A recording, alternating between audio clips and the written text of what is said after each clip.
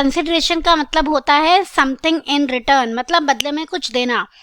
जब एक पार्टी दूसरे पार्टी को कुछ देती है तो ऑब्वियसली वो दूसरी पार्टी से भी कुछ एक्सपेक्ट करती है बदले में, इसी को हम कहते हैं कंसिडरेशन।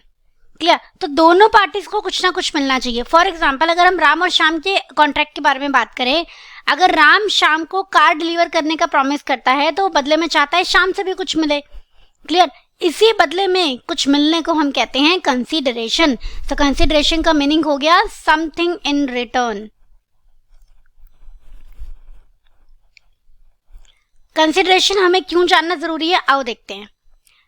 सबसे पहले क्या होता है बच्चों, किसी भी कॉन्ट्रैक्ट की स्टार्टिंग कैसे होती है? पहले ऑफर किया जाता है, फिर अगर सामने वाली पार्टी उस ऑफर को एक्सेप्ट कर लेती है तो दोनों पार्टीज के बीच में क्या बन जाता है? प्रॉमिस। क्लियर? और अगर प्रॉमिस में कंसीडरेशन मिल रहा है दोनों पार्टीज को, फिर हम चेक करेंगे क्या दोनों पार्टीज को कंसीडरेशन मिल रहा है। अगर दोनों पार्टीज को कंसीडरेशन मिल रहा होता है तो हम उसे कह देते हैं अग्रीमेंट। क्लियर? तो ऑफर और एक्सेप्टेंस और कंसीडरेशन मिला के बनता है अग्रीमेंट, और अग्रीमेंट ही आगे कॉन्ट्रैक्ट बनता है subject to fulfilment of certain conditions. Clear? तो इसलिए हमें अब कंसीडरेशन पढ़ना जरूरी है ताकि हम अग्रीमेंट के बारे में जान सकें और आगे फिर कॉन्ट्रैक्ट के बारे में हम फर्दर पढ़ सकें। चलिए देखते हैं। तो कंसीडरेशन का मतलब होता है something in return. So consideration means something in return when someone promises to do और नॉट टू डू समथिंग। अगर कोई प्रॉमिस करता है कुछ करने का या नहीं करने का, टू अब्सटेन, याद आ रहा है आपको? फॉर समबडी एल्स, किसी के लिए, तो बदले में वो भी चाहेगा। He also needs in turn some reciprocal gesture. Reciprocal मतलब बदले में, जेस्चर मतलब something, from other party in return. समझ रहे हो आप? जब एक पर्सन दूसरे पर्सन के लिए कुछ कर रहा है या कुछ करने का वादा कर रहा है या फिर ऐसा वादा कर रहा है जिसमें वो ये कह रहा है कि आई प्रॉमिस यू कि मैं ऐसा नहीं करूंगा। फॉर एग्जाम्पल अगर ये पर्सन इससे वादा करे आई प्रॉमिस कि मैं आपके अगेंस्ट कोर्ट में नहीं जाऊंगा, तो ऑब्वियसली वो चाहेगा कि बदले में उसे भी कुछ मिले। इसी बदले में कुछ मिलने को हम कहते हैं कंसीडरेशन, राइट? तो which in common parlance, common मतलब common language, we mean as consideration. Clear? दोबारा से एक बार पढ़ते हैं। When someone promises to do, जब कोई प्रॉमिस करता है, टू डू मतलब कुछ करने का, या नॉट टू डू समथिंग या फिर कुछ नहीं करने का। जैसे यहाँ पे प्रॉमिस किया है कि मैं कोर्ट नहीं जाऊंगा फॉर समबडी एल्स, किसी और के लिए, तो बदले में वो भी कुछ एक्सपेक्ट करता है, वो भी चाहता है कि उसे कुछ मिले बदले में। इसी को हम इन जनरल लैंग्वेज कंसीडरेशन बोलते हैं। आइए इसकी डेफिनेशन देखते हैं, एक्ट में क्या लिखी है। तो section 2 clause D of Indian contract act आपको कंसीडरेशन की डेफिनेशन प्रोवाइड कराता है। क्या लिखा है ध्यान से देखेंगे। When at the desire of the promiser, बहुत ध्यान से सुनेंगे। यहाँ पे ना हम एक एग्जाम्पल ले लेते हैं पहले, उसी में हम पूरी डेफिनेशन समझेंगे। एग्जाम्पल में हम लेते हैं राम और श्याम का सेम, जहाँ पे राम और श्याम के बीच में ऐसा बातचीत हुई है कि राम श्याम को अपनी कार देगा और श्याम बदले में 5 लाख रुपीज देगा, राइट? चलिए इसी से हम समझते हैं। तो Ram is the promiser, Ram ने प्रॉमिस किया है I will give you my car, तो राम चाहेगा बदले में भी उसे कुछ मिले, तो श्याम जो 5 लाख रुपीज देगा ये राम के लिए क्या होगा? कंसीडरेशन। तो राम है promiser and Shyam is the promisee. आइए देखते हैं। When at the desire of the promiser, मतलब राम के डिजायर पे, डिजायर मतलब विश, जब राम के डिजायर पे श्याम प्रॉमिसी या श्याम के बिहाफ पे कोई भी पर्सन अब 5 लाख रुपए श्याम दे, अपने फादर से दिलवाए, अपने भाई से दिलवाए, अपनी मदर से दिलवाए, कहीं से भी दिलवाए, क्या फर्क पड़ता है, राइट? तो भाई राम को तो कंसिडरेशन मिलने से मतलब है। राम के डिजायर पे जब सामने वाला श्याम प्रॉमिसी या प्रॉमिसी के बिहाफ पे कोई भी पर्सन कुछ करता है, कुछ बदले में देता है, इसी को हम कंसिडरेशन बोलते हैं। ठीक है, आइए पढ़ते हैं। हैज डन और एब्सटेन फ्रॉम डूइंग, पास्ट में कभी कुछ किया है या फिर एब्सटेन किया है, कुछ काम को नहीं किया है। डज और एब्सटेन्स फ्रॉम डूइंग, प्रेजेंट में कुछ काम करा है या फिर कुछ नहीं करता है। या फिर promises to do, in future वादा करता है कि मैं ये करूंगा। जैसे यहाँ पे श्याम वादा कर रहा है कि मैं 5 लाख रुपए दूंगा, और टू एब्सटेन फ्रॉम डूइंग, या फिर वादा करता है कि मैं ऐसा नहीं करूंगा। इसी काम को करने को या ना करने के वादे को या ना करने को ही हम कंसिडरेशन बोलते हैं। इसी एक्ट को, मतलब काम के करने को या फिर ना करने को या फिर उनके वादे को ही कंसिडरेशन कहा जाता है। तो डेफिनेशन से हमारे कुछ की पॉइंट्स निकल के आए हैं जिन्हें हम आपके लिए समराइज कर देते हैं। सबसे पहला है कि consideration must move at the desire of the promiser. Clear, लिख लेंगे। डिजायर किसकी होनी चाहिए? प्रॉमिसर की। क्लियर। फिर है consideration may move from promisee और एनी अदर पर्सन, मतलब कंसिडरेशन प्रॉमिसी से भी आ सकती है, कहीं से भी, किसी और से भी आ सकती है। Consideration may move from promisee और एनी अदर पर्सन।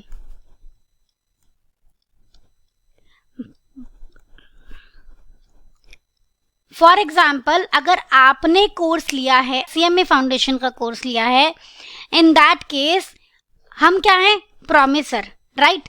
अब कंसिडरेशन आपसे आए, स्टूडेंट से आए, स्टूडेंट के पेरेंट्स से आए, तो कंसिडरेशन कहीं से भी आ सकती है।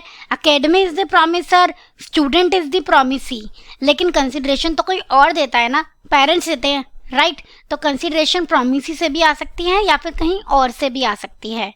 फिर हमने देखा कंसिडरेशन में भी एन एक्ट और एब्सटीनेंस। कंसिडरेशन में आप क्या कर सकते हो? कुछ काम को करने का भी कर भी सकते हो या किसी काम को नहीं भी कर सकते हो। For example, I won't go to court, या ऐसा कोई कंसिडरेशन है कि I will not go to Mumbai, ऐसा कुछ कंसिडरेशन है। या फिर इन दोनों का वादा भी कर सकते हो, यानी कि आप आज कोई कंसिडरेशन नहीं दे रहे, फ्यूचर में कंसिडरेशन दोगे। तो यहीं से हमारे एक और पॉइंट निकल के आता है कि कंसिडरेशन में भी पास्ट, प्रेजेंट और फ्यूचर। ये जो आपका लास्ट वाला पॉइंट है, फोर्थ पॉइंट, इसके बारे में थोड़ी सी देर में और डिटेल में हम चर्चा करेंगे।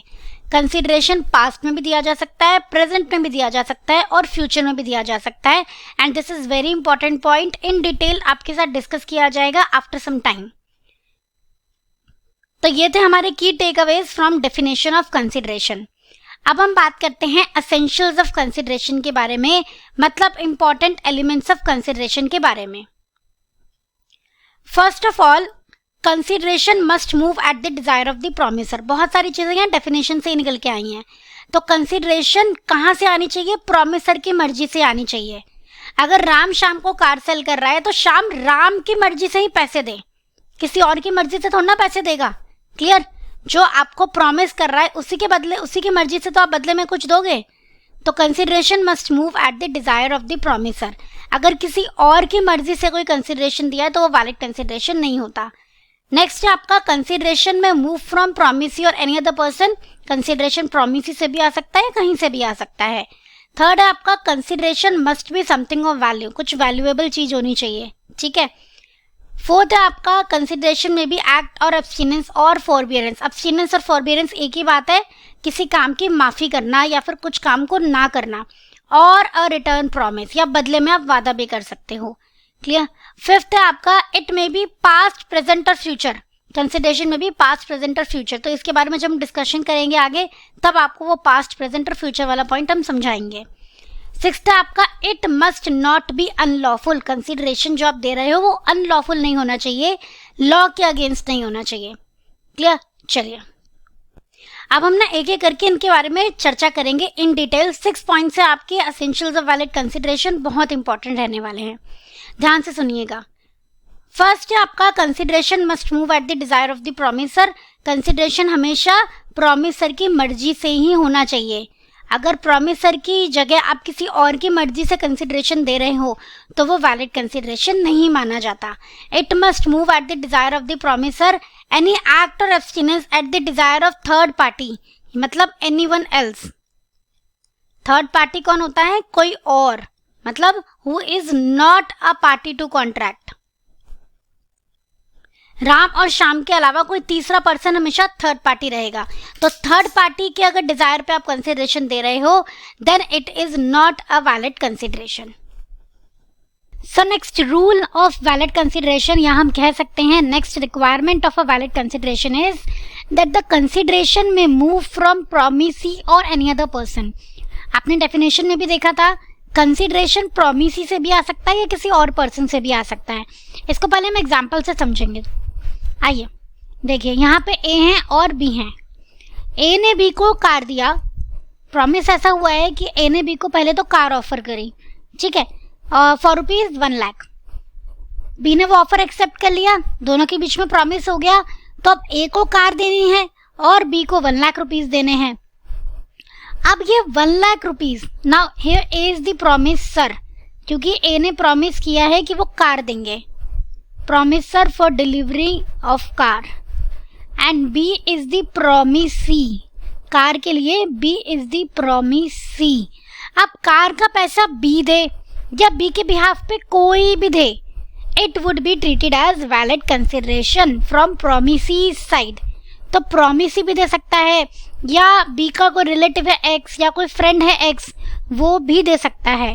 सो कंसिडरेशन है जो आपके 1 लाख रुपीज है वो बी से भी मूव कर सकते हैं और एक्स से भी मूव कर सकते हैं, कहीं से भी मूव कर सकते हैं। Clear? So consideration may move from मतलब consideration may be given bye promisee और एनी अदर पर्सन। वैलिड है, बस कंसिडरेशन मिलना चाहिए, चाहे कोई भी दे, ठीक है। आइए, इसका ना बहुत ही रेलेवेंट केस लॉ है, एक चिनाया वर्सेस रमाया, उसमें भी यही स्टोरी है कि कंसिडरेशन कहीं और से आ रहा था, तो हम कहेंगे वैलिड कंसिडरेशन है। बेसिकली इसी केस लॉ में ये डिसीजन लिया गया था। आइए देखते हैं, कंसिडरेशन में बी फर्निश्ड मतलब may be given by, given even by a stranger to contract. Stranger to contract मतलब थर्ड पार्टी, आउटसाइडर, उनको हम बोलते हैं स्ट्रेंजर। जैसे हमारे प्रीवियस एग्जाम्पल में ए और बी तो पार्टीज है और एक्स क्या था, stranger, outsider of third, outsider to contract. Consideration can be from any direction, even a stranger to contract can offer consideration. Under English law में अगर देखा जाए तो ये रूल है कि कंसिडरेशन प्रोमिसी से ही आना चाहिए, पर हमारे इंडियन लॉ में कंसिडरेशन प्रोमिसी से आए या कहीं से भी आए, वैलिड कंसिडरेशन माना जाता है। सो next requirement of a valid consideration is that consideration may B past, present और फ्यूचर। बेसिकली ये आपका फीचर्स ऑफ कंसिडरेशन की तरह हो गया कि कंसिडरेशन पास्ट भी हो सकता है, प्रेजेंट भी हो सकता है, फ्यूचर भी हो सकता है। बहुत ही इंपॉर्टेंट है ये, बहुत ध्यान से सुनेंगे। अच्छा, एक चीज़ और है, देखो अब पास्ट कंसिडरेशन सिर्फ इंडियन लॉ में ही अलाउड है, इंग्लिश लॉ में past consideration is not allowed, ठीक है। तो चलिए समझते हैं, बेसिकली पहले पास्ट कंसिडरेशन समझते हैं। Past consideration, for example Ram से किसी का मर्डर हो गया, राम से किसी का मर्डर हो गया, तो राम क्या करता है, अपने फ्रेंड श्याम के पास जाता है। श्याम को थोड़ी सी लॉ की नॉलेज है, तो राम श्याम के पास जाता है, कहता है help me in this case. तो श्याम फ्रेंड होने के नाते, Shyam is a friend of Ram, Shyam friend होने के नाते राम की हेल्प कर देता है और राम को केस से फ्री करा देता है। मतलब वैसे तो मर्डर की सजा होती है कि डेथ सेंटेंस मिल सकता था या फिर लाइफ इम्प्रिजनमेंट मिल सकता था, श्याम ने सजा थोड़ी कम करा दी और ऐसे जमानत वगैरह मिल गई हैं एंड सो ऑन। मतलब श्याम ने हेल्प करी केस को लड़ने में, श्याम ने राम को केस जिता दिया। नाउ राम ने प्रॉमिस किया टू श्याम कि भाई तुमने मेरी जान बचाई है, I will pay you 1 lakh rupees. Clear? अब चलिए, राम ने प्रॉमिस कर दिया पर बहुत दिन निकल गए, पेमेंट नहीं की, तो श्याम राम के पास जाएगा, बोलेगा कि भैया पेमेंट करो, आपने वादा किया था। तो श्याम सेड कि अरे मैंने कब वादा किया, अरे वो तो मैंने वैसे ही कहा था, बहुत ऐसे में तो एक्साइटेड था तो मैंने कह दिया। तो अब यहाँ पे श्याम कहेगा नहीं, ऐसा नहीं है, मैंने आपको कंसिडरेशन दिया था पास्ट में। एक्चुअली राम यहाँ पे कह रहा है तुम मुझे क्या, क्यों, मैं क्यों दूं, किस बात के पैसे दूं। तो श्याम कहता है पास्ट में मैंने आपके लिए कुछ काम किया था, ठीक है, आपने मुझसे हेल्प मांगी, पास्ट में मैंने हेल्प करी। पास्ट कंसिडरेशन मतलब even before having any contract, before any contract और before any promise is made between the parties. तो पहले तो राम और श्याम के बीच में कोई वादा नहीं था, कुछ भी नहीं था, तब श्याम ने मदद की थी, तब श्याम ने हेल्प की थी। तो राम ने फिर अगर प्रॉमिस किया है 1 लाख रुपीस देने के लिए, अब वो नहीं कह सकता कि श्याम ने तो मुझे कुछ नहीं दिया। श्याम ने जो पास्ट में एक्ट किया था before occurrence of any promise, वो पास्ट कंसिडरेशन माना जाता है। एंड हम कहेंगे कि श्याम ने पास्ट में कंसिडरेशन दिया है which is a valid consideration under Indian law. तो राम को भी अपना कंसिडरेशन देना पड़ेगा। क्लियर? तो पास्ट कंसिडरेशन का बेसिकली बच्चों मतलब होता है कि किसी प्रॉमिस से पहले कोई कंसिडरेशन देना, कुछ करना। ठीक है, ओके। तो यहाँ पे श्याम ने कोई प्रॉमिस नहीं था राम और श्याम के बीच में कि अगर श्याम किस जिताएगा तो मैं पेमेंट करूंगा, नो। तो प्रॉमिस से पहले श्याम ने हेल्प किया था, इसलिए हम इसे पास्ट कंसिडरेशन कह रहे हैं। तो it is a valid consideration under Indian law. अब हम देखते हैं प्रेजेंट कंसिडरेशन क्या होता है। प्रेजेंट कंसिडरेशन मतलब आज की डेट में जब कॉन्ट्रैक्ट हो रहा है उसी टाइम, कॉन्ट्रैक्ट के टाइम ही कंसिडरेशन दिया जा रहा है, मे बी इन एडवांस और मे बी लेटर ऑन। ठीक है, आ जाओ। फॉर एग्जाम्पल यहाँ पे मिस्टर ए और मिस्टर बी हैं। तो मिस्टर ए ने बी को कार डिलीवर करी एंड मिस्टर बी ने 5 लाख रुपीस दे दिए। ये क्या हो गया? Present consideration. क्लियर? या फिर पहले मिस्टर बी ने पैसे दे दिए, फिर ए ने कार डिलीवर कर दी, still it is treated as present consideration. मतलब consideration which is given, which has been given कहना चाहिए, आफ्टर एंटरिंग इनटू कॉन्ट्रैक्ट या at the time of contract. जब कॉन्ट्रैक्ट हो रहा है तभी कंसिडरेशन दी जा रही है। ठीक है, it includes advance payment also.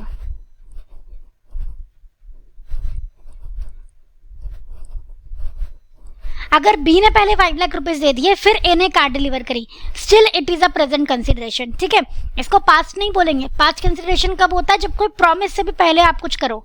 तो यहाँ पे ए और बी के बीच में प्रॉमिस हो चुका है ना, तो बी फिर क्या करता है? पहले पैसे डिलीवर कर देता है, फिर ए कार डिलीवर करता है। तो ये भी प्रेजेंट कंसिडरेशन ही है। अब हम देखते हैं फ्यूचर कंसिडरेशन। फ्यूचर कंसिडरेशन मतलब which will be given in future. अब फ्यूचर में आप कुछ दोगे तो आज तो उसका प्रॉमिस करोगे ना। ठीक है, तो future consideration is promise to pay something और टू डू समथिंग और to abstain from doing something. यहाँ पे आप प्रॉमिस कर रहे हो, कुछ दे नहीं रहे हो डायरेक्टली। तो बेसिकली फ्यूचर कंसिडरेशन में जस्ट वादा किया जाता है, प्रॉमिस किया जाता है फ्यूचर में कुछ देने का, कुछ करने का या फिर कुछ ना करने का। एग्जाम्पल से समझते हैं। फॉर एग्जाम्पल करण और अर्जुन के बीच में कॉन्ट्रैक्ट हुआ है, जहां पे करण प्रॉमिस करता है कि अपनी कार डिलीवर करेगा आफ्टर 1 वीक और अर्जुन प्रॉमिस करता है कि मैं पे करूंगा आफ्टर 1 वीक। तो यहाँ पे दोनों पार्टीज प्रॉमिस कर रही हैं। ठीक है, तो ये प्रॉमिस क्या है? Future consideration. आज तो कुछ नहीं दे रही ना, फ्यूचर में देंगी। सो दिस इज फ्यूचर कंसिडरेशन। तभी हमने कहा था consideration may be in the form of promise also. तो पास्ट कंसिडरेशन मीन्स कॉन्ट्रैक्ट होने से पहले जो कंसिडरेशन दिया गया है। Present consideration means eight the time of making contract जो कंसिडरेशन दिया गया है। And future consideration means contract के टाइम पे कोई कंसिडरेशन आपने नहीं दिया है, आप प्रॉमिस कर रहे हो कि बाद में हम कंसिडरेशन देंगे। क्लियर? तो कंसिडरेशन में भी पास्ट, प्रेजेंट और फ्यूचर। आइए देखते हैं। According to Indian law consideration में भी पास्ट, प्रेजेंट और फ्यूचर, पर इंग्लिश लॉ में कंसिडरेशन सिर्फ प्रेजेंट या फ्यूचर हो सकता है। इंग्लिश लॉ में past consideration is not allowed. Clear? Easy है, तीनों का मतलब आप समझ चुके हैं। पास्ट, प्रेजेंट और फ्यूचर कंसिडरेशन हम किन्हें कहते हैं। नेक्स्ट हम देखते हैं कंसिडरेशन के बारे में। Consideration must be something of value. Consideration ऐसा होना चाहिए जिसकी कुछ वैल्यू हो। वो वैल्यू एडुकेट होनी जरूरी नहीं है, मतलब इक्वल होनी जरूरी नहीं है, मतलब कंप्लीट होनी जरूरी नहीं है। ऐसा नहीं है कि अगर गाड़ी की एक्चुअल वैल्यू 5 लाख है तो कॉन्ट्रैक्ट में 5 लाख ही लिए जाएं दूसरी पार्टी से। समझ रहे हो आप? कंसिडरेशन मे बी लेस और मोर देन एक्चुअल वैल्यू। ठीक है, तभी हम कह रहे हैं कंसिडरेशन एडुकेट होना जरूरी नहीं है, पूरा होना जरूरी नहीं है, पर कुछ होना चाहिए, समथिंग होना चाहिए जिसकी कुछ वैल्यू हो। So as long as the consent of the parties is free, consent of the parties free वाला पॉइंट आपको थोड़ा सा बाद में समझ आएगा, अभी आप यहाँ पे समझो कि एज लॉन्ग एज पार्टीज अपनी मर्जी से कंसिडरेशन दे रही हैं, inadequacy of consideration is immaterial. Consideration कम है ज्यादा है डजंट मैटर। सपोज अगर राम और श्याम का कॉन्ट्रैक्ट हुआ है और राम अपनी गाड़ी सेल कर रहा है शाम को, जो एक्चुअल वैल्यू तो 2 लाख की है पर वो 150 में सेल कर रहा है, इट इज कंप्लीटली वैलिड, कोई दिक्कत नहीं है, बस होना चाहिए, कुछ वैल्यूएबल होना चाहिए, कंप्लीट हो, एडुकेट हो, पूरा हो, वो जरूरी नहीं है। क्लियर? आइए देखते हैं next. Consideration may be an act और एब्स्टिनेंस और फॉरबियरेंस और अ रिटर्न प्रॉमिस। ये आप कुछ कुछ कर चुके हो, थोड़ा सा आपको समझ आ जाएगा, थोड़ा सा हम यहाँ पे नया सीखेंगे। Consideration may be an act, कुछ करना भी हो सकता है। कंसिडरेशन मे बी एब्स्टिनेंस, आप वापस में ही कह सकते हो कि ओके आई विल, अब मैं ये नहीं करूंगा। एब्स्टिनेंस और फॉरबियरेंस एक ही बात है, ऑलमोस्ट माफी देना कि okay I won't do that. For example अगर करण अर्जुन के पास जाता है और ऑफर करता है 1 लाख रुपीज, और अर्जुन को कहता है कि तुम ना मेरे अगेंस्ट कोर्ट में मत जाना, तो Karan is giving 1 lakh and Arjun is giving forbearance to sue. Arjun कह रहा ओके मैं केस नहीं करूंगा। Clear? So this is also a consideration. तो कंसिडरेशन कोई एक्ट भी हो सकता है, एब्स्टिनेंस भी हो सकता है, यहाँ पे एब्स्टिनेंस और फॉरबियरेंस दोनों चीज लग रही थी, आपने देखा। और अ रिटर्न प्रॉमिस, जैसे हमने पढ़ा था दोनों पार्टीज प्रॉमिस दे रही हैं। हमारे एग्जाम्पल में था करण ने कार डिलीवर करने का प्रॉमिस किया और अर्जुन ने 5 लाख रुपीज देने का प्रॉमिस किया, तो ये भी हो सकता है। सो consideration may B an act और एब्स्टिनेंस और प्रॉमिस, कुछ भी हो सकता है कंसिडरेशन। आइए देखते हैं। Consideration may be promise to not to smoke, है ना, आई प्रॉमिस कि मैं स्मोक नहीं करूंगा, ये क्या है? एब्स्टिनेंस, ये भी कंसिडरेशन है। Promise to not to refer the matter to court, ये भी क्या है? एब्स्टिनेंस। आप इसको फॉरबियरेंस भी कह सकते हो, मतलब मैं ऐसा नहीं करूंगा। और कंसिडरेशन कुछ करना भी हो सकता है। Promise to perform at wedding anniversary, A ने बी को 1 लाख रुपीज दिए और बी ने प्रॉमिस किया ओके मैं आपकी वेडिंग एनिवर्सरी में गाना गाऊंगा, this is also valid consideration. तो कंसिडरेशन कुछ करना भी हो सकता है, कुछ नहीं करना भी हो सकता है, या प्रॉमिस करना भी हो सकता है। क्लियर? चलिए, so next requirement of a valid consideration is, या next essentials of a valid consideration is that consideration must not be unlawful. Unlawful मतलब लॉ के अगेंस्ट नहीं होना चाहिए, कानून से बाहर जाके नहीं होना चाहिए। आइए देखते हैं। द कंसिडरेशन और object of an agreement is lawful. Normally तो अग्रीमेंट या अग्रीमेंट का ऑब्जेक्ट मीन्स पर्पस या कंसिडरेशन लॉफुल होता है accept in these 5 cases, unless मतलब एक्सेप्ट इन दीज 5 केसेस, मतलब अगर कंसिडरेशन इन 5 केसेस में फॉल कर रहा है तो वो अनलॉफुल है और वो वैलिड नहीं माना जाएगा। फर्स्ट है इट इज फॉरबिडन, मतलब प्रोहिबिटेड, मतलब मना है लॉ में। दूसरा है कि वो इस नेचर का है, कंसिडरेशन इस नेचर का है कि अगर वो दिया जाएगा, परमिट किया जाएगा तो उससे लॉ को तोड़ा जाएगा, defeat the provision of law. First वाले में कि लॉ में मना है आप कर ही नहीं सकते, सेकंड में कोई लॉ में मना करने वाली बात नहीं है, आप लॉ के रूल के अगेंस्ट जा रहे हो बस। थर्ड है और इज फ्रॉडुलेंट, या फिर कंसिडरेशन ऐसा है जहां पे एक पार्टी किसी के साथ फ्रॉड करना चाह रही है या दोनों पार्टीज मिलके किसी के साथ फ्रॉड करना चाह रही हैं। या फिर फोर्थ पॉइंट इज और, या फिर वो इन्वॉल्व करता है या इम्प्लाई करता है इंजरी। अभी समझाते हैं इसको, टेंशन नहीं लेंगे। इंजरी मतलब नुकसान, या फिर कंसिडरेशन ऐसा दिया जा रहा है जिससे किसी पर्सन को, किसी इंसान को नुकसान पहुंच रहा है या उसकी प्रॉपर्टी को नुकसान पहुंच रहा है। यहाँ प्रॉपर्टी का मतलब ऐसा नहीं है फिक्स्ड एसेट्स की बात हो रही है, किसी भी तरीके की प्रॉपर्टी। इंटेंजिबल्स भी, मतलब फिक्स्ड एसेट्स तो हैं ही, एसेट्स तो हैं ही, इंटेंजिबल, उसकी गुडविल को नुकसान पहुंच रहा है, उसका कोई पेटेंट करा रखी थी उसने चीज, उसको कॉपी करने का आप कंसिडरेशन देते हो, ठीक है, तो उसकी मतलब उसको फाइनेंशियली भी लॉस हो रहा है और एज अ पर्सन भी उसे नुकसान हो रहा है, इस तरीके का कोई कंसिडरेशन है।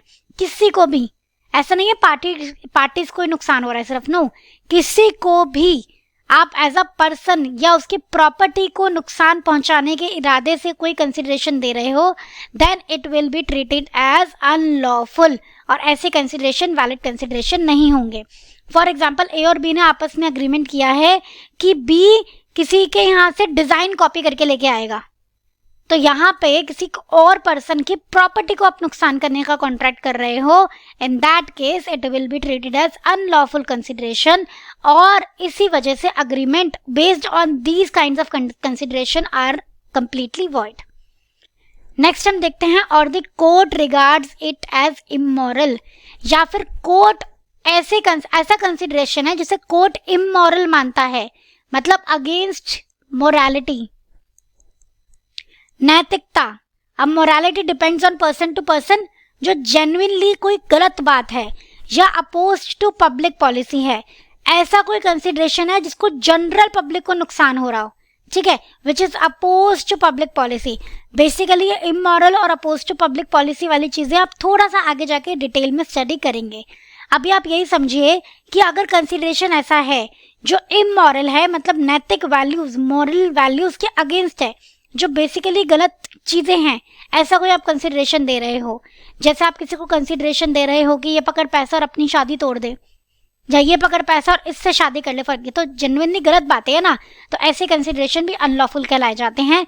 या फिर अपोज टू पब्लिक पॉलिसी, ऐसा कोई कंसिडरेशन देना जिससे आम जनता को नुकसान पहुंचता हो, ठीक है, जैसे ऐसा कंसिडरेशन में ये कह देना कि ओके मैं केस नहीं करूंगा।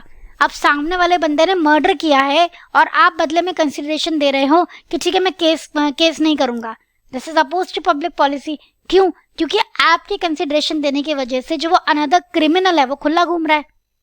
क्लियर? इसको दोबारा से समझो आप एग्जाम्पल से। सपोज राम ने मर्डर किया, ठीक है, किसका? श्याम के ब्रदर का, और फिर वो श्याम को पैसे देता है, श्याम को पैसे ऑफर करता है और कहता है कि ना तुम ना मेरे लिए केस मत करना। राम श्याम को पैसे देता है और कैसा कहता है, नॉट टू स्यू। एक बात बताओ, अब अगर श्याम ये कंसिडरेशन दे देता है नॉट टू स्यू वाला, तो ये पब्लिक के अगेंस्ट है कि नहीं है ना? क्योंकि जब ये कंसिडरेशन देगा तो इसका मतलब जो वो क्रिमिनल है वो तो खुला घूम रहा है। जो राम है जिसने श्याम के भाई का मर्डर किया है वो तो खुला घूमेगा, तो ये आम पब्लिक को भी नुकसान वाली बात है। क्लियर? तो इस टाइप के कंसिडरेशन जहां पे आम जनता को नुकसान पहुंच रहा है, ऐसे कंसिडरेशन अनलॉफुल के दायरे में आते हैं और इन पे बेस्ड एग्रीमेंट्स कंप्लीटली वॉइड होते हैं। ऐसे कंसिडरेशन इनवैलिड या गलत तरीके के, नॉट अ प्रॉपर कंसिडरेशन कहलाए जाते हैं। देखो, अब मैंने आपको बताया था ये इमोरल और अपोज टू पब्लिक पॉलिसी हम बाद में भी थोड़ा डिटेल में पढ़ेंगे। सो आपके पास कंसिडरेशन अनलॉफुल नहीं होना चाहिए। पहला है प्रोहिबिटेड बाय लॉ नहीं होना चाहिए। दूसरा है कंसिडरेशन ऐसा कुछ नहीं होना चाहिए जिसको अगर आप फॉलो करो तो किसी लॉ के प्रोविजन को तोड़ रहे हो। कंसिडरेशन ऐसा नहीं होना चाहिए जिसमें किसी के साथ फ्रॉड करने की आप कह रहे हो। कंसिडरेशन ऐसा नहीं होना चाहिए जिससे आप किसी पर्सन को या उसकी प्रॉपर्टी को नुकसान पहुंचा रहे हो। कंसिडरेशन ऐसा नहीं होना चाहिए जो कोर्ट के नज़र में इमोरल है या अपोज टू पब्लिक पॉलिसी है। क्लियर? अगर ऐसा कोई कंसिडरेशन है तो वो अनलॉफुल के दायरे में आता है और ऐसे कंसिडरेशन वैलिड कंसिडरेशन नहीं होते हैं। हेंस उन पे बेस्ड अग्रीमेंट्स भी कंप्लीटली वॉइड माने जाते हैं। I hope it's very clear.